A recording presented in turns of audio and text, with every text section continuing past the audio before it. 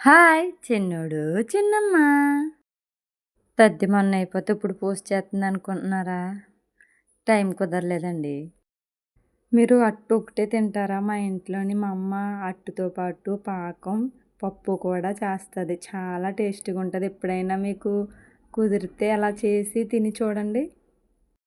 మేమైతే అమ్మవారికి 11 చేసేవాళ్ళకి 11 అలాగ అట్లు వండి అమ్మవారికి నైవేద్యంగా పెట్టి పసుబొందులు ఇవన్నీ వేసుకుంటామండి. తర్వాత నాకు అన్నిటికన్నా ఇష్టమైనది ఏంటో తెలుసా? ఉయ్యాల ఊగడం.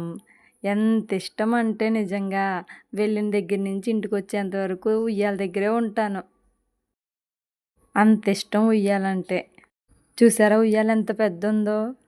మా చిన్నప్పుడైతే వేప చెట్టుకి వేప చెట్టు కొమ్మలు అందుకునేదాకా ఊగేదాన్ని. ఆ అలవాటే నా కూతురుకు కూడా వచ్చేసింది. ఇంకా స్పీడ్ ఊపు అంటుంది. అది ఎక్కడ పడిపోతుందని నాకు భయం వేస్తుంది.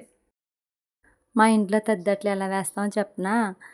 నైట్ బియ్యం నానబెట్టేసి మార్నింగ్ లేచి ఆ బియ్యం శుభ్రంగా కడిగేసి అవి వడగొట్టేసుకుని మేడ మీదకి తీసుకెళ్ళి ఒక చీర వేసి దాని మీద ఇలా పల్చగా పరిచేస్తాం. పరిచేసాక అవి ఆరిపోతాయి కదా, ఆరిపోయిన తర్వాత ఒక క్యాన్లోకి ఎత్తేసి మినికి పంపించేస్తాం.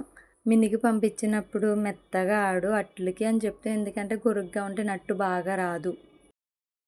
దాంతోపాటు మినపప్పు కూడా కడిగేసుకుని రుబ్బేసుకుని పక్కన పెట్టుకుంటాం. నైటు అవంతని ఆ బియ్యం పిండి ఈ మినప్పిండి కలిపి ముద్ద వేసేస్తుంది అమ్మ.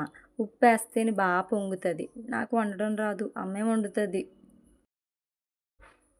అప్పుడు బాగా పులుస్తుంది కదా. తెల్లారి పొద్దున్న బెల్లం బాగా మెత్తగా కొట్టేసి పిండిలోని చేయి పెట్టి కలుపుతుంది. అదే మెత్తగా కొట్టలేదు అనుకోండి, బెల్లం ముక్కలు ఉండిపోయాయి అనుకోండి, బాగోదు. బాగా అయినా చెదగకూడని మనకు చేయి నొప్పి వచ్చేస్తుంది. అప్పుడు అమ్మ పిలిచి, అమ్మ ఉప్పు సరిపోయిందా బెల్లం సరిపోయిందా చూడమంటుంది. అలా చూసి అమ్మ నాకు తెలియట్లేదు తమ్ముడికి చూపించమ్మా అంటాను. ఇంట్లో ఎవ్వరూ తీపి తినరు, నేను మా అమ్మ తింటాం అంతే. అలాగా పూజ అంతా సదిరేసుకుని పత్రవన్నీ కోసుకుని పసుపు ముద్దలు ఇవన్నీ చేసుకుని అట్లు వేసుకుంటాం. అమ్మవారికి 11, నాకు 11, అమ్మకి 11, గౌరమ్మకి 11. సాయంకాలం దీపారాధన చేసుకుని సాంబ్రాణి పొగ వేసి అప్పుడు ప్లేట్లో పసుపు దండ, పసుపు ముద్ద, కుంకుమ ముద్ద ఇవన్నీ పెట్టుకుని దీపం పెట్టుకుని చెరువు దగ్గరికి వెళ్తాం. చెరువులోని 3 సార్లు బంగారం తీసి అమ్మవారి స్వరూపంగా వేసి దాని మీద పసుపు కుంకుమ వేసి అట్లు పెట్టి దీపం పెట్టి అమ్మని ఎవరికి నచ్చిన పాటలు వాళ్ళు పాడతారు. పాడి దండం పెట్టుకుని అమ్మ సౌభాగ్యాన్ని చల్లగా చూడమ్మా అని అమ్మకి మంగళహారతి ఇచ్చేసి ఇంటికి వచ్చేస్తాం. ఉయ్యాల దగ్గరికి వెళ్ళి 3 సార్లు ఉయ్యాలు ఊగేసి కథ అమ్మ చెప్తుంది. అమ్మ దగ్గరకు వస్తారంటే మా ఇంటికి వస్తారు. అప్పుడు కథ వినేసాక దేవుడికి దండం పెట్టేసుకుని అట్టు, పప్పు, వాటర్ తీసుకుని చంద్రుడికి చుక్కకి దండం పెట్టుకుని అప్పుడు ఉడకని కందిపప్పు తింటాం. ఫస్ట్ తినేసాక ఉపవాసం విరమించేస్తాం కదా, అప్పుడు ఏ మజ్జిగో వాటర్ తాగి వండిన అట్లు తింటాం. అట్లు వండుకోలేని వాళ్ళు అరటిపళ్ళతో కూడా వండుకోవచ్చు. 6 నెలలు తీరిన 3 సంవత్సరాల వరకు అట్లు పెట్టుకుని తర్వాత నుంచి అరటిపళ్ళతో వండిపోతారు. అమ్మ ఎప్పటి నుంచో అట్లతోనే ఉంటుంది కాబట్టి నాకు కూడా అట్లతోనే పెట్టేస్తుంది.